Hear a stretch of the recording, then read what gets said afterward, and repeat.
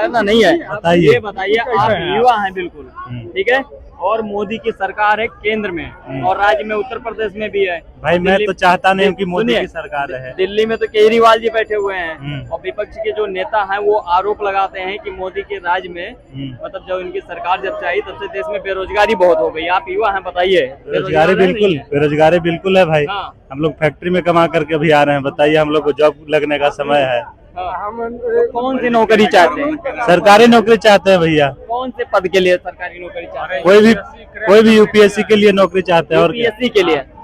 UPSC कितना education, क्या पढ़ाई लिखाई किया? बीएससी मेरा है, बीएससी किया। यूपीएससी की प्रिपरेशन किया? नहीं किया। नहीं। अच्छा, हाँ। कोई फॉर्म भरा आज तक? भरा, फॉर्म भरा। बहुत सारे फॉर्म भरे भाई। एक फॉर्म का नाम बता दो। एसएससी का भरे, एमटीएस का भरे, कहीं नहीं हुआ हम लोग को जाओ। हम लोग बेरोजगारी। पेपर देने गए? हाँ, पेपर देने गए। तो उसमें मोदी की गलती है जब आप पेपर को नहीं पास कर? अरे आया ही नहीं तो फिर आएगा तभी तो ना। पहले ही पेपर लीक हो जा रहा है तो हम लोग कहाँ से देंगे, बताइए आप। ये बात है कि पहले पेपर लीक हो रहा है, पहले ही हो जा रहा है। मेन मुद्दा बताइए ना कि पेपर देने से पहले लीक हो रहा, परीक्षा रद्द हो रही है। आजा थोड़ा। क्या बोलना चाहेंगे सर आप? नहीं, हमको कुछ नहीं बोलना, हम तो यही कहेंगे कि जितना बढ़िया गवर्नमेंट है बहुत अच्छा है और आगे भी यही रहना चाहिए। हाँ, किस प्रकार से बढ़िया? आप बढ़िया तो बोल रहे हैं, बढ़िया। आप एक चीज को उठा के देख रहे हैं ना, हम पूरा आप वर्ल्ड इकोनॉमी के मामले में देखिए भारत का स्थिति एक बहुत सुधरा है। पहले 10वें नंबर पर था मनमोहन सिंह के समय में, अभी 5वें नंबर पाया है, 3रे नंबर पर जाने को है। ये आपको मालूम है। मनमोहन सिंह रखे थे 2047 में अपना कि 2047 तक में हम 3rd इकोनॉमी हो जाएंगे, जबकि 5th तो हो गया, ठीक है, और 2-3 साल में वो 3rd हो जाएगा। एक डिफेंस सेक्टर में मिला लीजिए, डिफेंस सेक्टर में भारत का जो स्थिति था पिछले 10 साल पहले मात्र चले जाइए, 10 दिन भी भारत को युद्ध लड़ने का क्षमता नहीं था, क्योंकि सारा असलहा बारूद आप बाहर से इंपोर्ट कर रहे थे, अपने आप कुछ नहीं बना रहे थे। कारण था कि आपको दलाली करना था, आपको आपस में पैसा खाना था उसमें, इसलिए आप सारा बाहर से मंगवा रहे थे। आज मोदी जी के आप मेक इन इंडिया प्रोजेक्ट को उठा लीजिए, तो उसके तहत एक से एक तरह का जो आर्टिलरीज है वो इंडिया में बन रहा है, ठीक है। ये सेकेंड हो गया। थर्ड, क्या को बुलेट प्रूफ जैकेट हुआ करता था आज से 2010 के पहले चले जाइए तो क्या को बुलेट प्रूफ जैकेट मिलता था क्या को जवान को अपने यहाँ के?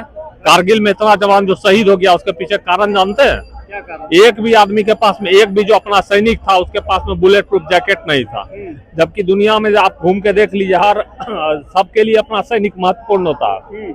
मोदी जी के राज में भारत सबसे लार्जेस्ट एक्सपोर्टर है बुलेट प्रूफ जैकेट का, न सिर्फ बना रहा है बाकी दुनिया में बेच भी रहा है बुलेट प्रूफ जैकेट सबसे ज्यादा। आप फिर दूसरे सेक्टर में चलते हैं, ये तो डिफेंस सेक्टर की बात हो गई। INS Vikrant, INS Kochi, INS Visakhapatnam, और कितना आप सबमरीन्स को उठा लीजिए। सबमरीन्स के मामले में देश अभी बहुत आगे बढ़ चुका है। चाइना से आप आंख भी मिला के बात करने लायक नहीं थे मात्र 10 वर्ष पहले। चाइना छोड़ दीजिए, पाकिस्तान आपको धमकी दे रहा था। क्यों? क्योंकि आपका इंटरनल कंडीशन जानता था कि इसके पास 7 दिन लड़ने का भी असला नहीं है। आज के समय में देखिए तो भारत के पास में 7 दिन छोड़ दीजिए, 700 दिन तक लड़ाई चलते रहेगा, कोई बात नहीं है, इसीलिए कि असला बारूद यहाँ घर में बन रहा, बाहर से लाने का जरूरत नहीं है। ये हो गया इस सेक्टर का। आप देखिए कि जो गरीब है, गरीब के लिए स्वास्थ्य से संबंधित अपना इलाज करा सकता है। 5 लाख तक का बीमा प्रत्येक नागरिक का हो रहा है। प्रत्येक नागरिक अपना इलाज करा सकता है, स्वास्थ्य हेल्थ कार्ड बनता है हर आदमी को। और ठीक है कि आपको जानकारी नहीं है, 2-4 साल में आपको जानकारी हो जाएगा। कुछ आदमी का बना है, कुछ आदमी का इंटरनल ग्रामीण पॉलिटिक्स के रीजन से नहीं बना होगा, लेकिन 2-4 साल में तो बन ही जाएगा ना सबका। मोदी जी का ही योगदान है इसमें। और इंदिरा आवास के मामले में उठा लीजिए, इंदिरा आवास के मामले में ही 4 करोड़ से ज्यादा घर को, 4 करोड़ से ज्यादा लोग परिवार को इंदिरा आवास दिए हैं। पिछला रिकॉर्ड उठा के देख लीजिए। एम्स के मामले में उठाते हैं। आप ऐसा मत समझिएगा कि हम कोई पॉलिटिकल बैकग्राउंड या हमको कोई पॉलिटिक्स से लेना देना, लेकिन सच बोलने का जरूरत है। सच ही बोल रहा हूं। हाँ, आप इंटरनेशनल का तो आप देखिए लिए भारत का क्या कैलिबर है, सब देख रहा है, ठीक है। अपने मन से रूस से तेल लिए और यूरोप में एक्सपोर्ट कर रहे हैं। पहले दम था आपका क्या? एक बार अमेरिका आंख कस देता तो आपका दम था। आपके प्रधानमंत्री का भी ताकत नहीं होता था कि उसके विरोध में एक लाइन बोल सके। हाथ बांध के बस खड़ा रहने का ताकत था। तो कंडीशन फिर बदला है ना भाई, नहीं बदला है तो कैसे इतना बड़ा बदलाव आ रहा है ना। उसके बाद फिर आप इंदिरा आवास का आपका बता ही दिए हम। आप जहाँ पर आप एम्प्लॉयमेंट के लिए लोग हल्ला कर रहे हैं, तो एम्प्लॉयमेंट मतलब घर में बन रहा है क्या? घर में बन रहा है नहीं ना। अरे भाई इंडस्ट्री आएगा, लगेगा, देश का विकास होगा तभी एम्प्लॉयमेंट बनेगा। और लोग जो गरीबी दूर करने का बात कर रहे हैं, वो पिछला 70 साल से दूर कर रहे हैं, उनसे 1% दूर नहीं हुआ। उसमें भी मोदी जी के रिजिम में 25% लोग गरीबी रेखा से ऊपर आए हैं। और जो लोग जमीन से जुड़े हुए लोग हैं, जमीन से जुड़े हुए लोगों का, आपको भले लगता होगा कि जमीन से जुड़े हुए लोगों का नहीं मानना होगा कुछ और, लेकिन जमीन से जुड़े हुए लोगों के बारे में बता दें, आज से मात्र 25 साल पहले लोगों को घर में खाने के लिए गेहूं नहीं होता था। चूंकि मोदी जी जमीन से जुड़े हुए हैं तो इनको पता है कि लोगों को घर में अनाज जो फ्री दे रहे हैं आज वो मिलना चाहिए, और उसके मिलने से उनको खाने का प्रॉब्लम नहीं होगा। और वही एक बहुत बड़ा स्टेप है उनका, जो कि आप गरीबी रेखा से इतना तेजी से उठ रहा है लोग। उसके बाद कौन सोचता था 4G मोबाइल 5G मोबाइल सबके पास में होगा? आप आज उठा के देख लीजिए मोदी जी का डिजिटल इंडिया प्रोजेक्ट देख लीजिए। आप गांव के कस्बा में कहीं चले जाइए, फोन पे पेमेंट हो रहा है, लोग ले रहा है, दे रहा है। बोलिए गलत कर रहे हैं हम? फोन पे पेमेंट ले रहा है ना, दे रहा है ना। डिजिटल इंडिया प्रोजेक्ट उनका सक्सेसफुल है। आपको कितना सारा हम जुड़वा दिए। अच्छा ये बताइए कि मोदी जी ने इतना काम किया, फिर भी विपक्ष के नेता लोग आरोप लगाते हैं कि देश को बर्बाद कर दिया, अडानी अंबानी के हाथों से बेच दिया। अंबानी तो मोदी जी के समय में पैदा हुए थे, उससे पहले तो अंबानी देश में कुछ थे नहीं। अंबानी को कौन बनाया? जामनगर रिफाइनरी में 15 रुपया लीटर के दर से, 15 रुपया लीटर के दर से कांग्रेस गवर्नमेंट का दिया हुआ टेंडर है। कांग्रेस गवर्नमेंट का दिया हुआ टेंडर है। 15 रुपया लीटर खरीद रहा है भारत से पेट्रोल, भारतीय को बेच रहा था 34 रुपया लीटर। उस समय में कहाँ थे वो जो भी बोल रहे हैं? हम उनका किसी का नाम नहीं लेना चाहेंगे, किसी राजनेता का नाम नहीं लेना चाहेंगे, उन्हीं का दिया हुआ, उनको बताइए। दूसरा बात, और जो हल्ला करते हैं चीन बॉर्डर का, चीन दे दिए, और क्या कहते हैं वो क्या कहते हैं चीन कब्जा कर रहा है और ये हो रहा है। तो ये नेहरू जी हमारे नाना जी थे क्या? नहीं ना। तो नेहरू जी के समय में चला गया है वो चीन का कब्जा जो हुआ 62 में, जो युद्ध आ रहे, क्यों आ रहे, कैसे आ रहे, उसके रीजन में, उसके डेप्थ में जाइए पता चलेगा। और जो देश को जोड़ने की बात करने वाले लोगों का हम आपको बता दें कि देश जोड़ना है नहीं, देश तोड़ने की राजनीति करते हैं, देश जोड़ने का नाम रखते हैं। ठीक उसी तरह से जैसे कि मिनरल वाटर का बोतल पर मिनरल लिख देते हैं, उससे सारा मिनरल निकाल के उस पर लिख देते हैं मिनरल वाटर, उसी तरह से इनका ये बात है। इसी तरह से कि देश जोड़ना है, असल में जोड़ना नहीं, असल में तोड़ने की सारी राजनीति है, और कुछ नहीं है। अच्छा ये बताइए, आपने जो हमारे देश का जो जमीन है चीन और पाकिस्तान में, उस पर बात किया। इस बार अमित शाह जी का आपने बहुत सा बयान सुना होगा, वो बोले तीसरी बार अगर सरकार बनेगी तो पीओके हमारा होगा।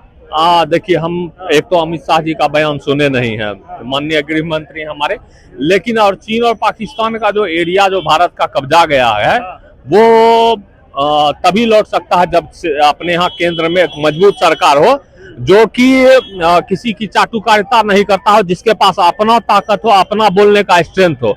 वही चीन और पाकिस्तान से अपना जमीन जो पहले कब्जा गया है, चाहे वो 62 में कब्जा गया या कारगिल से पहले कब्जा हुआ, वो वही उसी समय में ले सकता है, इससे पहले नहीं लिया जा सकता। उनका कहना भी एक हद तक हम सही समझते हैं, क्योंकि स्ट्रॉन्ग गवर्नमेंट होगा नहीं तो आप कहां से वापस लेंगे उससे जमीन, बताइए? आप नहीं ले पाएंगे ना। आप तो बोलिए नहीं पा रहे थे। आज से 10 साल पहले चले जाइए तो परमाणु हमला का धमकी दे रहा था भारत को रोज पाकिस्तान, आप भी सुने होंगे, आप इसी देश के हैं, हम भी इसी देश के हैं। अभी काहे नहीं कह रहा है कि हम परमाणु हमला कर देंगे? हाँ, एक और बात हम बोलने के लिए भूल गए, नोटबंदी के बारे में। नोटबंदी हुआ था तो लोग बहुत तरह का कमेंट कर रहे थे कि नोटबंदी मोदी जी का एक गलत एक्शन है। आज देखिए ना, काहे बांग्लादेश और पाकिस्तान का इकोनॉमिक स्थिति खराब हो गया है। देश में बहुत बड़े पैमाने पर जाली नोटों का धंधा चल रहा था। मोदी जी का जो सर्जिकल स्ट्राइक था नोट पे, वो बहुत कारगर और बहुत बेहतरीन कदम था, जिसका इम्पैक्ट आज के समय में देखने को मिल रहा है। भारतीय अर्थव्यवस्था अपने आप में बहुत मजबूत स्थिति में है, और पड़ोसी मुल्क जो भी हो, चाहे वो पाकिस्तान हो या बांग्लादेश, उसका आर्थिक स्थिति आप देख लीजिए। उसका आर्थिक स्थिति चरमरा गया। उसी सर्जिकल स्ट्राइक का ही फार रीचिंग इफेक्ट है, जो तुरंत नहीं आया, धीरे धीरे समझ में आया, धीरे धीरे देखने को मिला। और आपका अभी अर्थव्यवस्था बहुत, अभी कम से कम अपने यहाँ भूखों मरने वाला स्थिति तो किसी का नहीं ना है, किसी को नहीं है। और आज से 20 साल पहले काहे भूखों मर रहा था, रोज मर रहा था लोग। अब भले आप दिल्ली में बैठ के आप ही कह सकते हैं कि किसान का स्थिति नहीं था, हम तो अपने गांव में देखे हैं, बिहार घर है हमारा, हम अपने गांव में देखे हैं लोगों का स्थिति, जो कि खाने के लिए भी प्रॉब्लम था उसको। और उस समय में प्रधानमंत्री, अपने देश के प्रधानमंत्री, माननीय प्रधानमंत्री स्वर्गीय राजीव गांधी जी, स्वर्गीय राजीव गांधी जी कहते थे मंच से खुलेआम कि हम 100 रुपया देते हैं, 1 रुपया पहुंचता है। तो बताइए आप कैसा प्रधानमंत्री है, कहते हैं 100 रुपया देते हैं, 1 रुपया पहुंचता है। कैसा प्रधानमंत्री हैं आप 99 कहाँ गए, आप पता नहीं चलता है आपको, आपको नहीं पता चला, आपकी माता जी को नहीं पता चला, उससे पहले नेहरू जी को नहीं पता चला, अब राहुल जी को नहीं पता चल रहा था। मोदी जी का एक सर्जिकल स्ट्राइक, डिजिटल इंडिया, पैसा सबके खाते में, किसी का 1 रुपया कहीं इधर उधर तो कम से कम नहीं न होता है। बहुत बदलाव हुआ है हर क्षेत्र में, आप किस क्षेत्र में बात कीजिएगा, आपको जिस